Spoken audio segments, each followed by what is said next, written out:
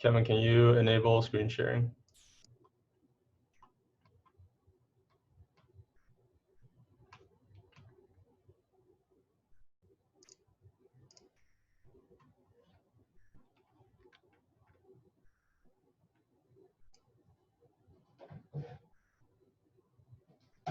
Does that work?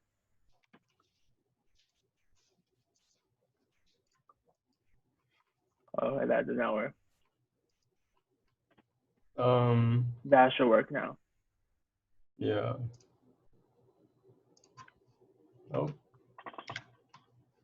give me a sec.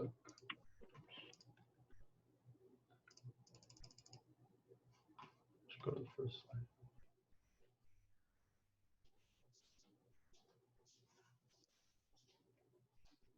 Okay, everyone, this is a Blueprint mandated workshop on stress management by Kevin Tsang.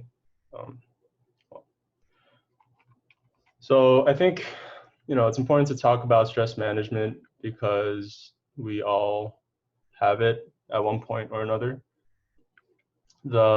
I think the hard part though is knowing which parts we need to manage and which parts we need to just learn to deal with, right? And first, I think it's important to talk about what stress is, because if we don't know what it is, it's really difficult to deal with. I think the first definition of stress from the 1960s was something like a non-specific response to anything external, and that's very vague. And I think it's vague for a good reason, because even this modern definition is just that it's a feeling of tension, right? Stress is in fact a type of feeling, but it can manifest itself in different ways. So you could call it a feeling, you could call it a reaction, but it can really come from anything outside of yourself, or actually inside of yourself too, because you could give yourself challenges or demands as well. And I really like this chart when we're talking about, I guess, two types of stress, because this is a chart that describes how you behave or how you react on the vertical axis in relation to what is affecting you, which is on the horizontal axis, right? The more you are stimulated, or the more you are, I guess, affected by anything else, there's this, it's not necessarily a perfect circle, but there is this relationship uh, with regard to how you will respond, right? And the reason I like this chart in particular is that distress is on both sides of eustress. So eustress, it means positive stress or good stress, and distress is commonly the way we describe all kinds of stress. Colloquially, I think the way we normally talk about stress, we imply that it's a bad stress. But when we're getting technical and describing the different types of stress, distress is usually what we mean, but there's also eustress. And the reason I like that distress is on both sides is that when there's too little stimulation or too little going on in your life, in other words, you can experience a certain type of distress, but it's not always obvious. And it looks often like boredom, apathy, meaning you don't really care about anything because there simply isn't anything to care about, and lack of attention, right? Because if there's nothing that's motivating you or stimulating you, you can often just turn into a blob on a couch. And I think the quarantine has been a really prime example of this type of distress. Um, there's not anything going on outside most of the time. For a while, we were restricted to a very small portion of our normal lives. So that's one form of distress. And on the other end, when we have too much stimulation or too much going on, that's also a form of distress.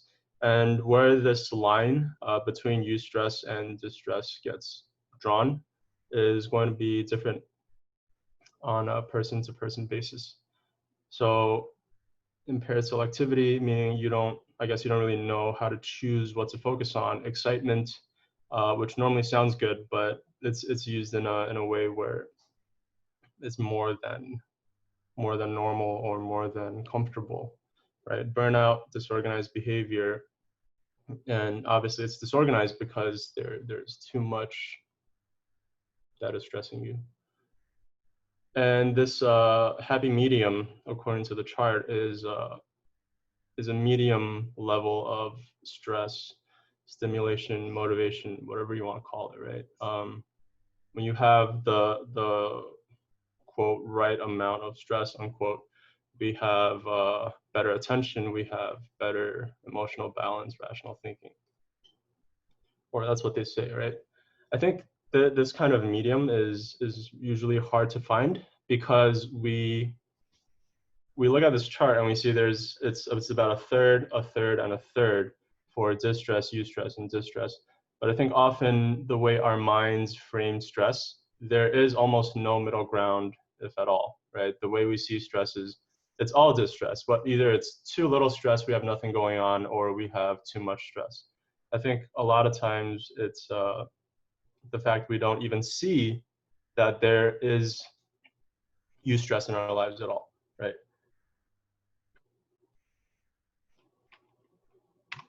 So another way of distinguishing types of stress, if you look up the different types of stress, I think people can break it up into 5 types, 6 types, but I think this is a simple way to frame your mind about what stress is.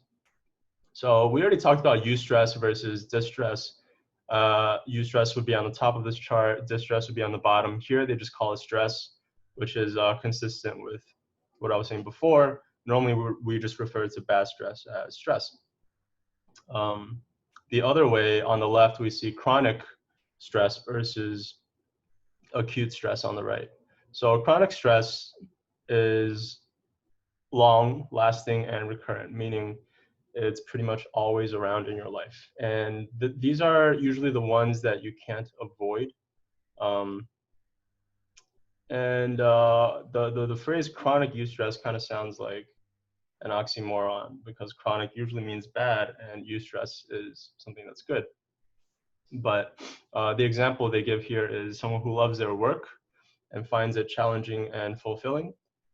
Cognitive stress is placed on the mind, but it further develops and grows in a more creative manner.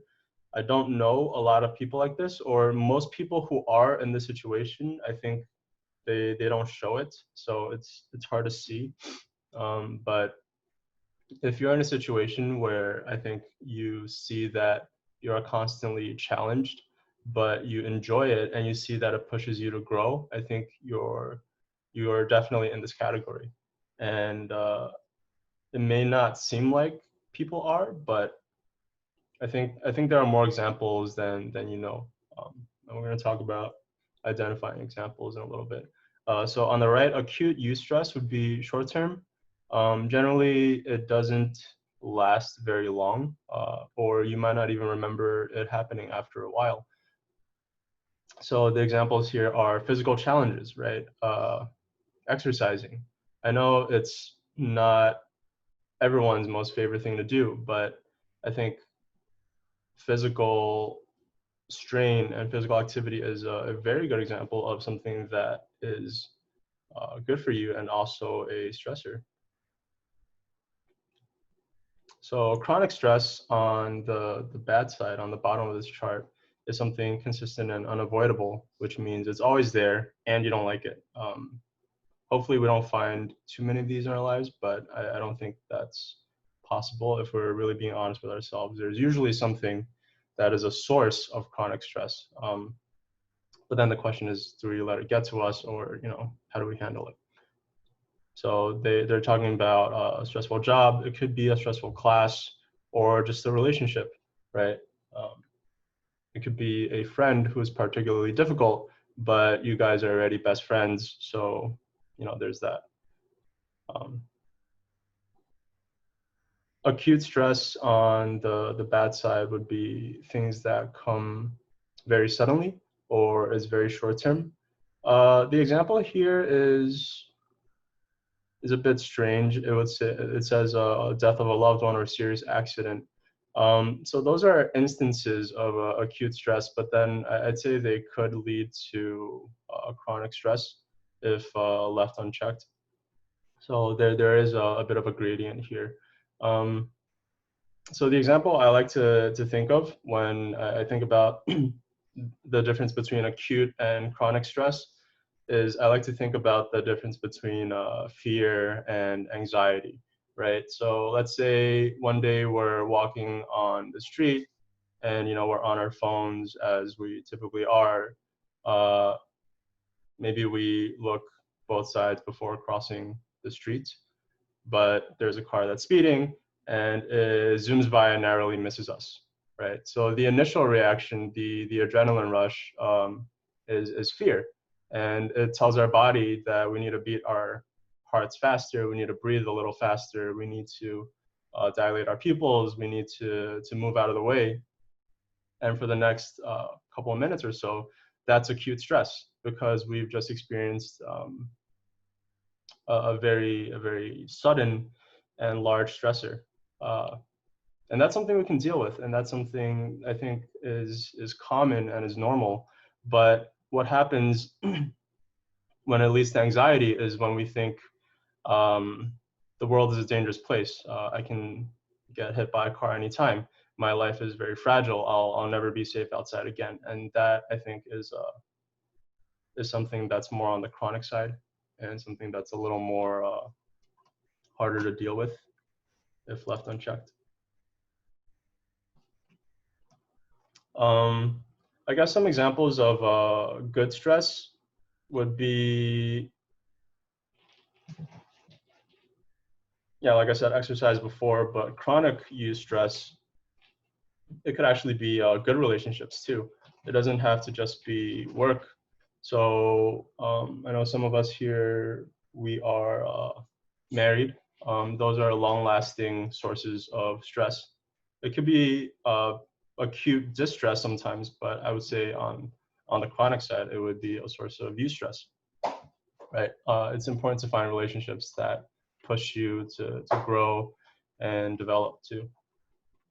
Okay, let's see. So that was a lot of information, whether new or old for you. I think it takes some time and just take a break here to reflect. Before we go into breakout rooms or talk with your mentor, um, it's a good time right now to identify what are your stressors, and then how do they categorize for you? Are they good or bad, acute or chronic? What are some things in your life that are causing you stress? And what do you feel or do about them, right? Because just because we have sources of stress doesn't mean we're necessarily stressed. Um, we said earlier that stress is a feeling and it's a reaction, right? So before we get to talking about how to handle stress, identify some of them. Well, let's just take like 2 minutes and write some down. I'll do that too.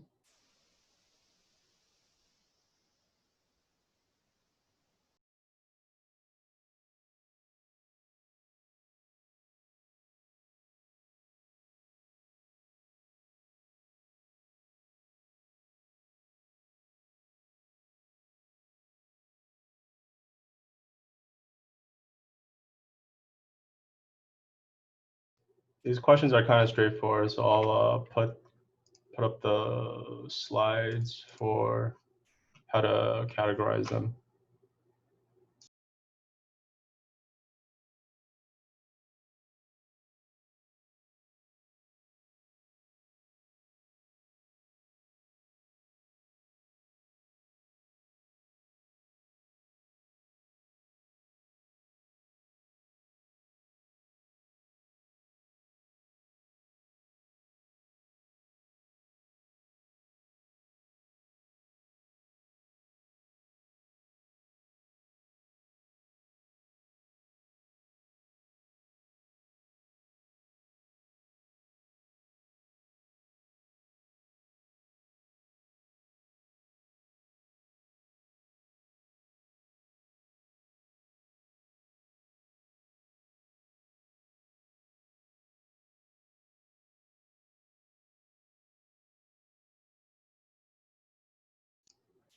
So I know categorizing these things can be kind of hard if we look at things from a big picture, right? Because I can say that sources of chronic eustress, like I wrote down like marriage, work sometimes, and those are some of the biggest components in my life right now in terms of where I spend my time. But the same sources of chronic eustress could also be sources of acute distress, right? Or on the other hand, um, I guess it doesn't go the other way as much, but I think acute distress can lead to chronic distress, but it could also lead to chronic eustress, right? And I think how we frame our attitudes about them will determine whether we see it as opportunities to grow or we see it as more reasons to fear or be anxious, right? So let's try to be more specific as we're writing down these types of stressors and how they affect us.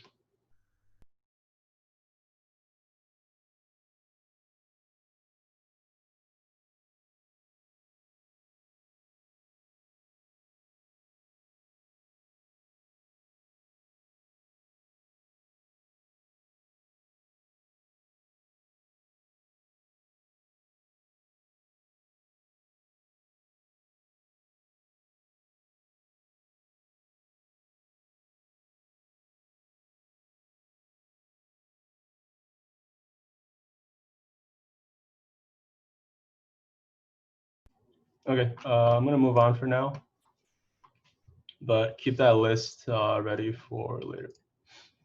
Okay, so this part is actually pretty quick. I mean, we can talk for a very long time about how to relieve your stress, but I think this is really a starting point to figure out how to deal with it if you haven't started doing these things already. I think first and foremost, what we can do as a church is to pray your stress. You can do that individually, of course, but I think given that we're in this unique situation of having mentors and mentees right now, especially today, I think it's a good opportunity to pray for your mentee or your mentor about things that are stressing them.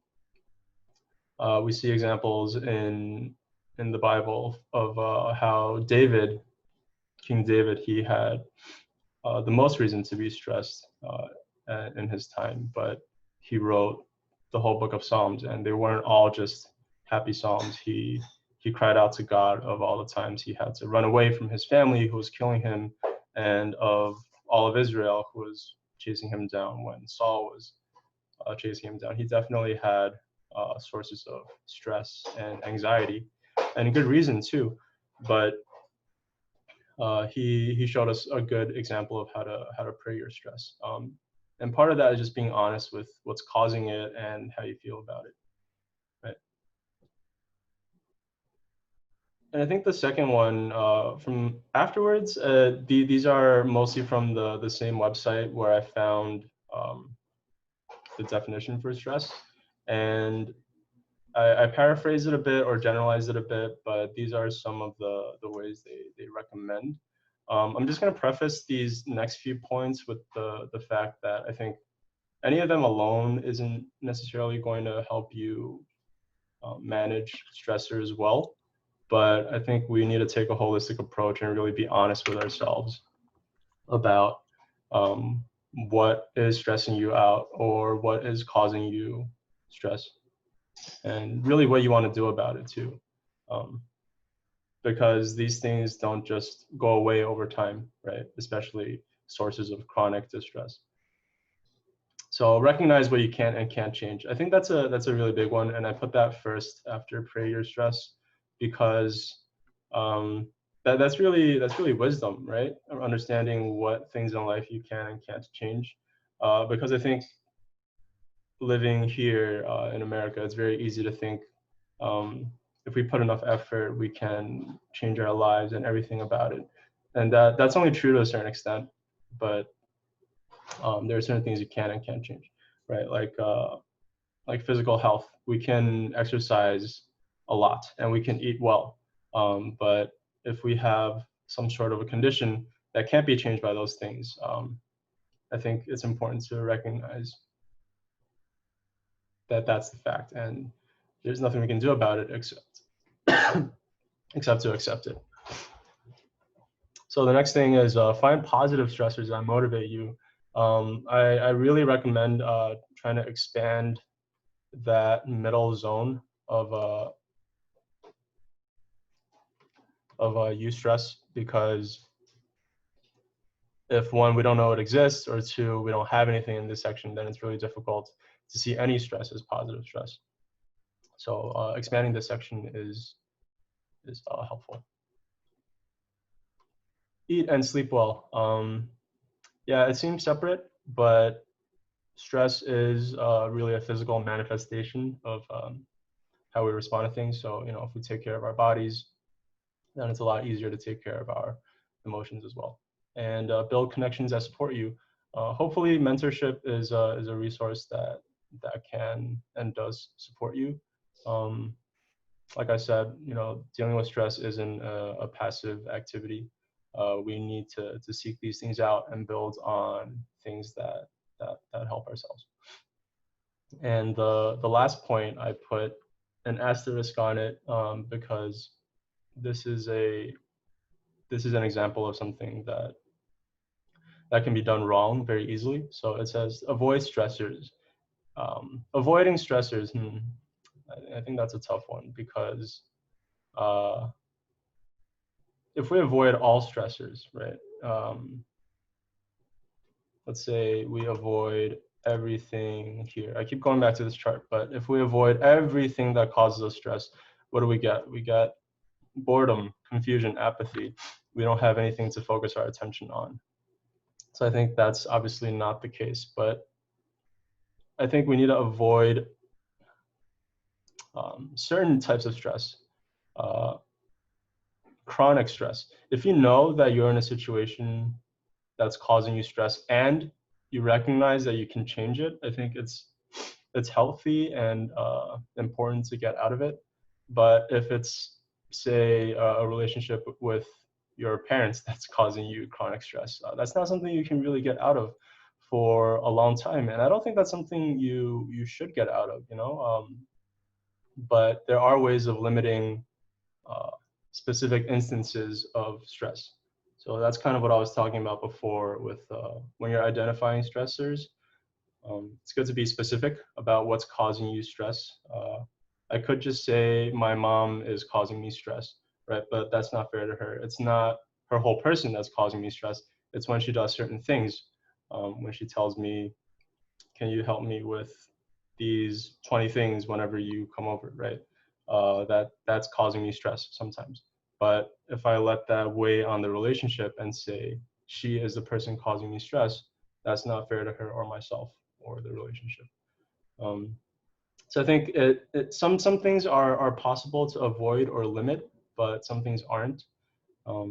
So say you're in school, for example, I think it's not something you could avoid if that's causing you stress. I think it's important to reframe that as a source of eustress, right? Because if we see the value in it, then we see it as a source of good stress. All right, and again, this isn't a huge list, and I didn't want to build a huge list of ways to handle stress, because this is going to be very specific to you. There are certain things that I think we can all apply, but I think these are this is the circle of things that I think is common to everyone. So the reflection for handling stress, I think we need to identify out of the list of stressors we found before, which ones can you change and which ones can't you change. This is really important. I kind of talked about it before. I think you need to find challenges that excite you, right? Whether it's a sport or exercise that you can do right now, or maybe you don't like math in school per se, but you like certain kinds of puzzles or games that are productive and healthy, right? And how are you handling the stressors right now? I think that's also good to be honest with. If we're handling stress right now by saying, I really don't want to do this, I really don't want to handle or deal with my family, I don't want to deal with school, I don't want to deal with some things, and push it off until we can't push it off anymore. Is that really working? Be honest about that. And I think the last question I want to talk about with between mentors and mentees is, how does knowing God affect your stress, or how does being in a church environment affect your stress? Does it help? Does it help you to know that you have a God who cares about you, or is that not something top of mind when you're handling stress, right? Or is the fact knowing that there's a God who's watching you add to your stress? Does it make you feel like, I need to think twice about what I do, and is that a source of stress, right? I want you to think about some of those kinds of questions, because I think on the one hand, God is a great provider in terms of handling stress, but he could also be a great source of stress, I think, if we have the wrong idea about what he wants for us or who he is. I think those are some good questions to talk about between mentors and mentees. And that's all for me. All right, thank you, Michael, for that awesome workshop. I have written down the questions and I posted them in the Zoom group chat.